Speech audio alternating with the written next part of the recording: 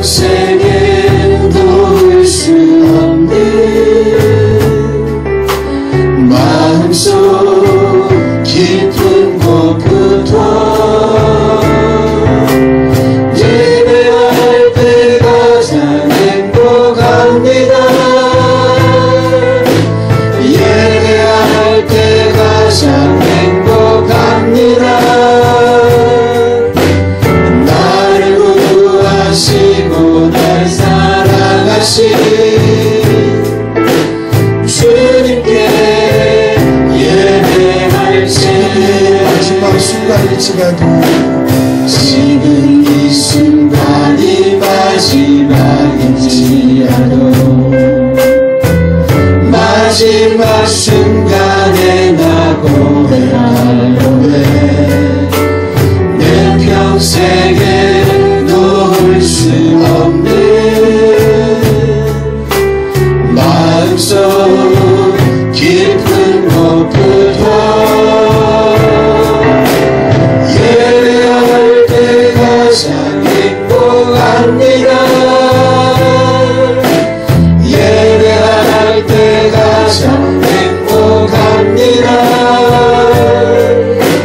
나를 구하시고 날 사랑하신 주님께 예배할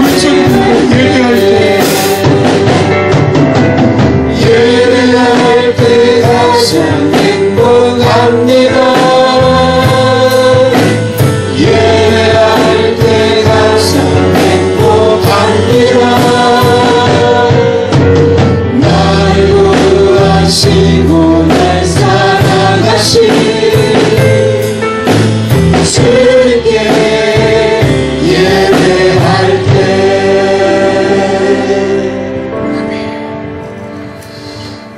자, 홈페이지에 게시판에 있는 큐티가 30명이 넘어갈 때까지 예배를 드린다고 했어요. 한 15명까지 간 적이 있었는데 다시 10명 미만으로 줄더라고요. 금요일, 토요일이 되면 여러분들이 큐티하기가 쉽지가 않은가 봐요. 대충 아멘 붙여버리고 묵상도 좀 넘어가고 그래도 읽고 흔적이라도 남기는 건 귀합니다. 지난 주간에 빌립 집사가 사마리아 성에 복음을 전했어요. 그들이 믿고 마음이 열려 주께로 나옵니다. 그들이 믿었다는 소식을 듣고 베드로와 요한 사도가 이 두 사도가 예루살렘에서 사마리아 성으로 파견이 됩니다. 확인을 해보려고. 그런데 갔더니 모두가 예수를 믿어 마음도 열리고 하나님의 자녀가 됐는데 성령을 받은 흔적은 없어요. 그래서 이 사도 베드로와 사도 요한이 사마리아 성의 모든 믿는 자들을 위해 성령 받기를 위해 기도하고 그들에게 안수하기 시작했더니 성령이 그곳에 임하시게 되었어요. 아멘. 아멘. 여러분 읽기 전인 17절의 말씀에는 어떤 불의 혀같이 강하고 급한 바람같이라는 마가의 다락방에 있었던 오순절 체험은 없었지만 그럼에도 불구하고 똑같고 동일한 성령의 뜨거운 역사가 사마리아 성에 나타나게 되었습니다.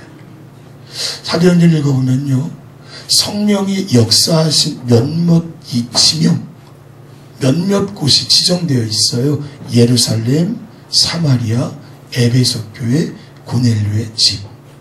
그런데 특별히 고넬료의 집에서는 기도하지도 않았어요.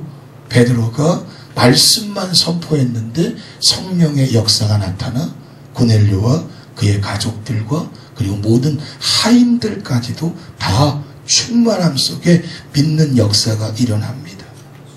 한 주석학자는 이렇게 정확한 장소를 지정해서 성령의 역사가 나타나고 있는 이유는 당시 팽배했던 유대인들과 이방인들의 담을 헐기 위함이다. 아멘. 아멘. 복음은 남자나 여자나 유대인이나 또한 헬라인이나 자유자나 종이나 누구에게든지 차별 없이 임한다는 특징이 있어요. 아멘. 아멘. 아멘. 여러분, 그래서 복음이 좋은 것입니다. 아멘.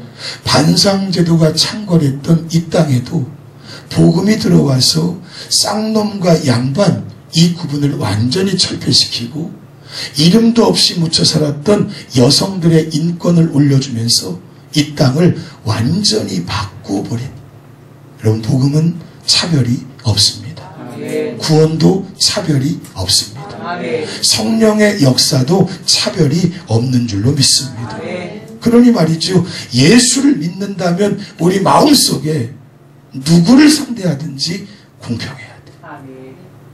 정의로워야 돼. 누구든지 내가 좋은 사람 팔 안으로 굽는다고 그 사람에게만 마음을 많이 주면 안 돼요. 오히려 믿는 우리들은 팔 밖에 내가 너무 싫어할 수밖에 없는 그 사람에게 더 많은 마음을 주어야 할 줄로 믿습니다. 자, 그런데 이 성령의 뜨거운 역사가 말이죠, 하나님께서 따라해보죠. 오직 은혜로, 값없는 선물로 그냥 주셨다. 여러분, 이 베드로와 요한이 기도할 때 성령이 폭포수와 같이 사마리아 성에 임할 때, 여러분, 그 성령을 받아 그들 이제 도성 전체가 기뻐하며 하나님이 주시는 감격과 은혜 가운데 평생을 살게 되었다는 것이.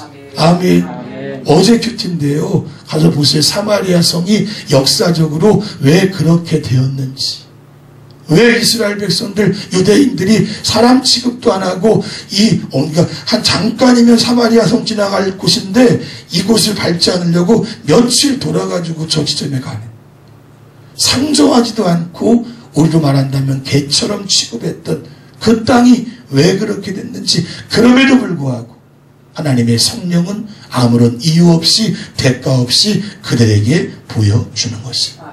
따라해보죠. 하나님의 은혜로 값없이 구원받을 수 있음을 사도행전이 보여주고 있다. 여러분, 성령을 받으셨습니까? 눈 크게 뜨고 옆 사람한테 물어보세요. 꼬집어주면서 물어봅시다. 성령을 받았습니까? 못자게 받으셨습니까? 아야. 미련한 사람들은 진짜 꼬집었다, 그죠? 지혜롭게 말씀을 드려야 그런데 순종을 잘하니까 지혜로운 거예요. 꼬집어서. 여러분, 성령을 받아야 됩니다. 받는 걸 넘어서도 충만해야 됩니다. 따라해보죠. 이제 성도는 성령 충만하지 않은 것도 분명한 죄이다. 여러분, 이제 성령을 받은 것으로 만족해서는 안 돼요. 성령 충만하지 않은 게 죄입니다. 성령 충만하지 않으면 반드시 따라해보지요, 헛짓하게 되어 있다. 성령 충만하지 않으면 다른 게 충만하니까 잘못된 것 보고 잘못된 것 채워서 하나님이 기뻐하지 않는 자리로 간단 말이에요. 여러분, 성령의 충만함을 날마다 구하셔야 돼요. 하루길이 지나갈 때도 얼마나 변수가 많습니까? 여러분, 마음속에 기쁨도 잠시, 슬픔과 상처와 죽고 싶은 생각으로 일주일 내내 살아오신 분이 있을지도 몰라요. 세 사람이 끄덕끄덕거렸어요. 여러분, 성령이 충만하지 않으면 다른 생각이 나를 오늘 하루길 고통스럽게 만들어가면서, 오늘날 좀 전에 불렀던 찬양도 보세요. 거대한 문명 앞에서 죄가 나를 삼키고 끊임없이 잘못된 헛짓을 하며 방향성 없는 사람처럼 인생길 걸어가게 하는 것, 성령의 충만함이 없으면 누구든지, 여러분, 당장 우리 주의 종들, 목사나 연사나 누구든지 똑같아요. 성령의 기름 부으심이 없으면 반드시 실패합니다. 실패합니다. 그런데 이 성령은 값없이 어느 누구에게든지 차별 없이 하나님이 주신다는 거예요. 아멘. 그러므로 성령의 여러분 충만함을 구하십시오. 간절히 사모하십시오. 따라해보죠. 구하는 자에게 성령의 충만을 선물로 주신다. 우리 미체교회 성도들이 성령 충만하면 문제가 없어요. 성령을 아주 가물가물 소멸시켜버리면 교회도 문제인데 그 개인도 문제가 됩니다. 반드시 힘들고 어려운 인생길 걸어가야 따라해보죠. 주여, 주여 내게 성령을 주옵소서. 내게 성령을 충만함을 잃지 않게 하옵소서. 충만함을 잃지 않게 하옵소서. 우리 비책의 모든 성도들이 성령 충만하여 언제까지 쓰임 받으시기를 주님의 이름으로 축원합니다. 그 말이죠. 베드로와 요한 이 사도 두 사람이 기도할 때 성령이 임하는 걸 봐요. 특별히 안수할 때 성령이 임하는 걸 보고요. 그 사마리아 성에 있었던 마술사 시몬이라는 작자죠. 이 사람이 그 능력 권능을 돈을 주고 사고 싶어 합니다. 19절에 이렇게 말하죠. 사도들에게 누구에게든지 자신이 안수할 때 성령을 받게 해달라고. 이 마술사 시몬의 고백을 생각하면서 몇 가지 중요한 교훈을 얻고 있어요.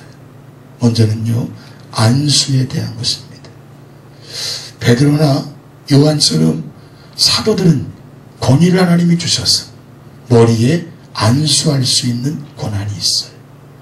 안수할 때 성령의 뜨거운 역사가 그에게 임할 수가 있어요. 아멘. 믿으십니까? 그런데 문제는 이 말씀이 쓰여지는 초대교회 때부터 이미 안수는 문제가 돌출되기 시작했어.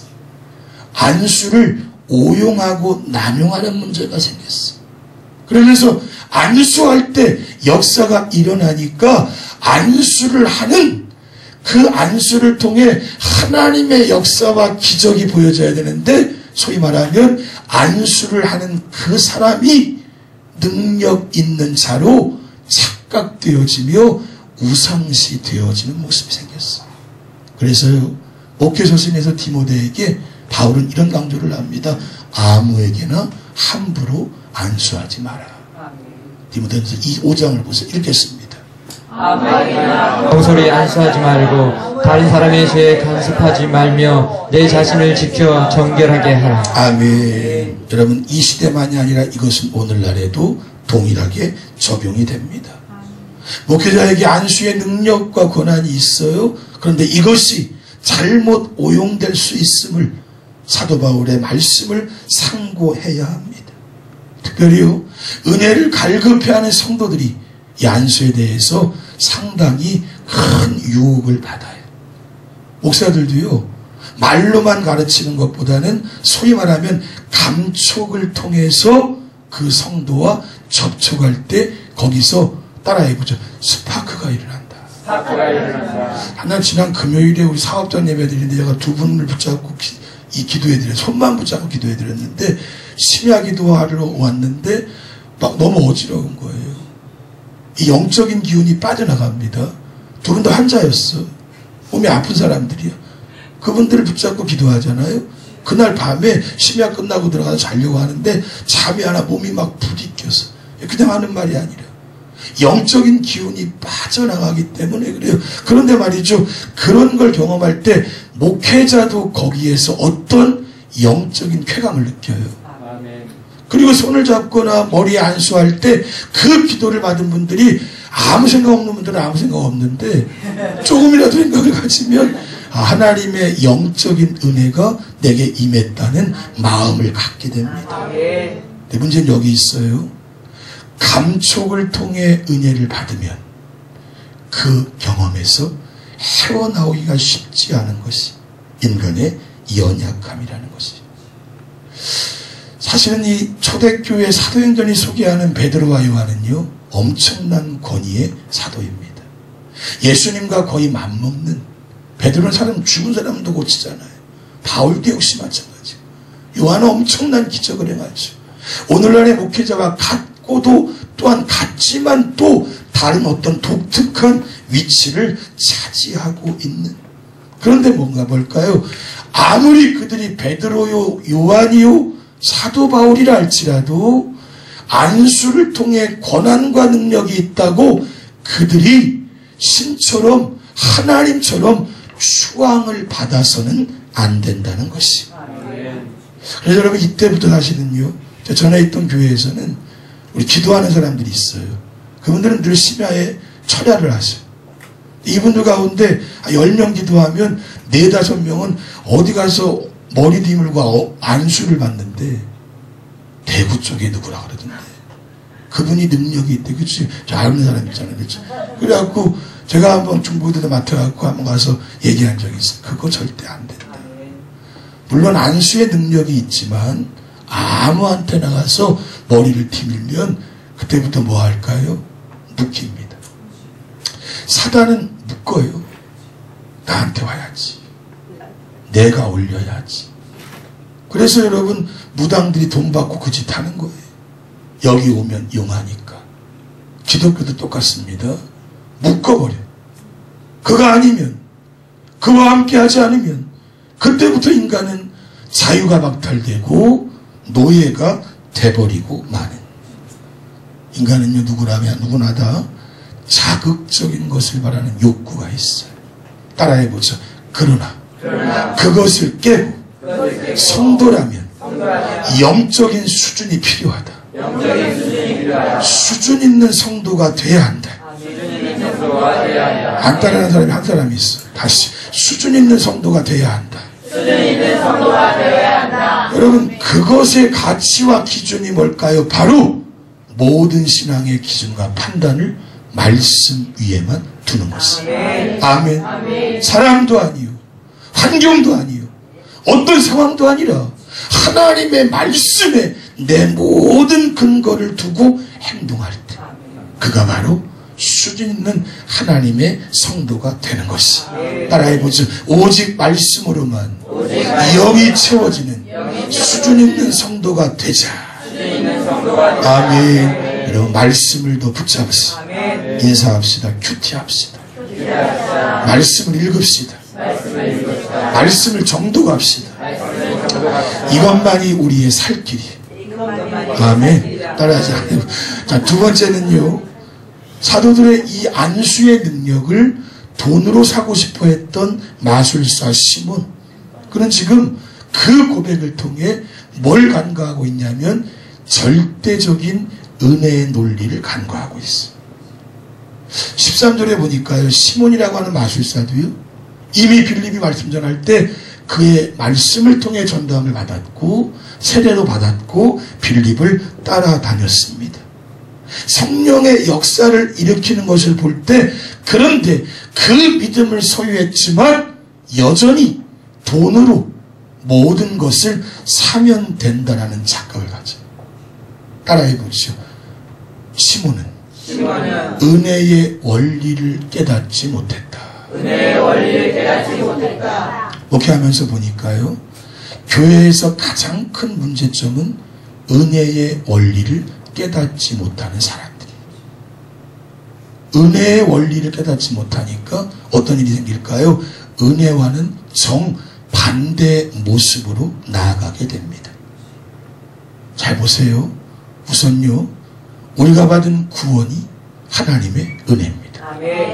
예수를 구주로 믿는 것이 하나님의 은혜입니다. 영생을 받아 소유한 것도 하나님의 은혜입니다. 죄사함 받아 자유함을 소유하고 천국 누리게 된 것도 은혜 중에 은혜인 줄로 믿습니다. 여러분이요, 예수 믿고 누리는 모든 것은 값을 주고 산 것이 없어요. 여러분, 세상에서 가장 귀한 것은 값을 매길 수 없습니다. 부모님의 아가페의 사랑, 부부간에 철저하게 믿는 신의, 교인과 목사 간에 상상할 수 없는 영적인 동력. 여러분, 우리가 받은 모든 것은 하나님 그분께서 기쁘신 뜻대로 우리들에게 주신 것들이. 근데 이것을 모르니까 교회에서 은혜를 모르는 사람들 가장 힘들어요. 이유는요, 은혜를 모르니까 자기가 조금 나은 사람이라고 착각을 해요. 은혜로 그만큼 살고 있는데, 은혜로 그만큼 봉사하고 있는데, 은혜로 그만큼 누구에게도 빛된 얼굴로 서고 있는데 자신이 조금은 낫다라고 착각을 하며 뭐 할까요? 교만해집니다. 여러분, 그래서 교회에서 은혜를 기피하는 사람은 절대로 교만할 수가 없어요. 어떻게 교만합니까? 이게 다 내게 대가 없이 주어진 거예요. 별로 아멘 하는 사람이 없어요. 다 이렇게 인정합니까? 다 대가 없이, 값 없이 내게 하나님이 주셨는데 은혜를 모르기 때문에 다른 사람을 힘들게 하는 것입니다. 은혜를 모르기 때문에 교회를 무너뜨리는 일에 쓰이는. 왜 그럴까요? 아직도 자신이 잘난 줄로 알고.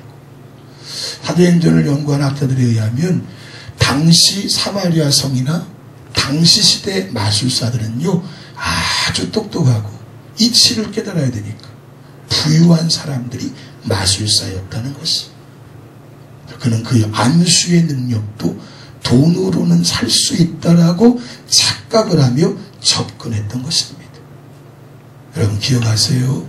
성도임에도 불구하고 은혜를 모르면 쉽게 교만해질 수 있고, 은혜를 모르면 모든 판단과 기준이 다분히 세상적일 수밖에 없는 것입니다. 따라하죠. 은혜를 알아. 은혜를 알아. 은혜 안에 머물자. 은혜 안에 머물자. 시험에 빠지고 낙심되고 절망하고 교회를 떠나고 다 납니다. 은혜를 몰라서 그래요. 하나님이 주신 은혜가 얼마나 값진 것임을 안다. 그 은혜에 매인바 돼요. 내가 어디에 있든지 하나님의 역사를 나타나게 될 것이다. 따라해보죠.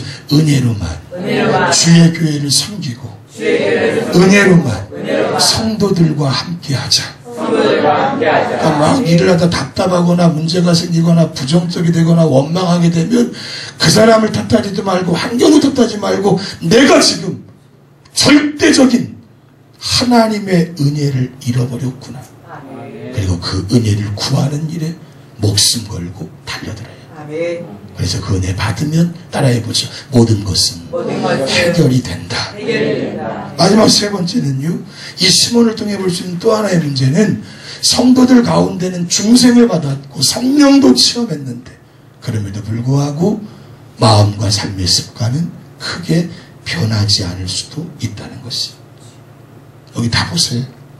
성도인데 아직 정욕이 가득해. 성도인데 아직 세상적인 습관을 끊지 못했어. 성도인데 아직 내 중심적인 시각을 버리지 못했어. 성도인데 아직 누가 봐도 자기가 생각해도 변한 것이 별로 없어. 여러분 예수 믿으면 하루아침에 다 바뀔까요? 어때요? 예수 믿으면 하루아침에 다 바뀝니까? 절대로 그렇지 않아요. 예수를 믿는 순간부터 모든 성도들은 다 영적인 어린아이예요. 아멘. 자기만 몰라. 우리가 아무리 나이가 들고 아무리 인생 경험이 많아도 예수를 믿기 시작하면 그때부터 젖을 먹어야 하는 영적 미수가 영적 어린아이인 거예요. 아멘. 그때부터 이제 성화가 시작돼요. 성숙해 가야 하고 예수 그리스도를 닮아 가야만 하는. 아멘. 바울이 얘기했어요. 함께 읽읍시다. 두렵고 떨림으로 하나님이 주신 구원을 이루어 가야 합니다. 아멘. 그리고 이것이 거룩한 삶의 변화까지 연결돼야 하는. 근데 시몬이 지금 그게 안 된 거예요. 그래서 지금 돈 흐르면 될 것 같고 세상 돌리면 될 것 같고 세상적인 시각으로 영적인 세계에 적용하려고 하니까 여러분 이 베드로가 뭐라 그럽니까? 그를 면박을 주고 있어요. 그것은 하나님이 원하시는 것이 아니라는 거예요. 자 보세요. 예수를 믿었어요. 1년이 지나고 2년이 지나고 3년이 지나고 10년이 지나고 15년이 지날 때 여러분의 옛 습관적인 삶의 방식을 끊어야 돼요. 그거 안 끊으면 답이 없습니다. 답이 없어요. 여러분의 영혼이 부딪히게 돼 있어요. 끊어야 됩니다. 세상 것 끊어야 됩니다.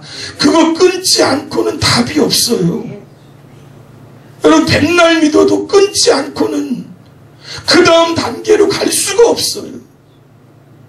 내 뼈가 깎이는 고통이 와도 잘못된 습관, 잘못된 생각, 사고방식, 혈기 부리고 기분에 따라 살고 여전히 어린아이들처럼 살았던 행동들 그거 끊지 않으면 하나님이 답을 찾지 않으셔요. 그거 끊을 때까지 모세 몇 년 걸렸다는 거예요? 40년 걸렸다. 40년 걸려서 80이 되어 쓰임받잖아요. 그거 끊을 때까지 돌고 돌리는, 바울도요, 어디입니까? 아라비아 왕에 가갖고 말이죠. 어마어마한 시간 동안 돌고 돌립니다. 그의 어떤 욕구, 강성인 모습들.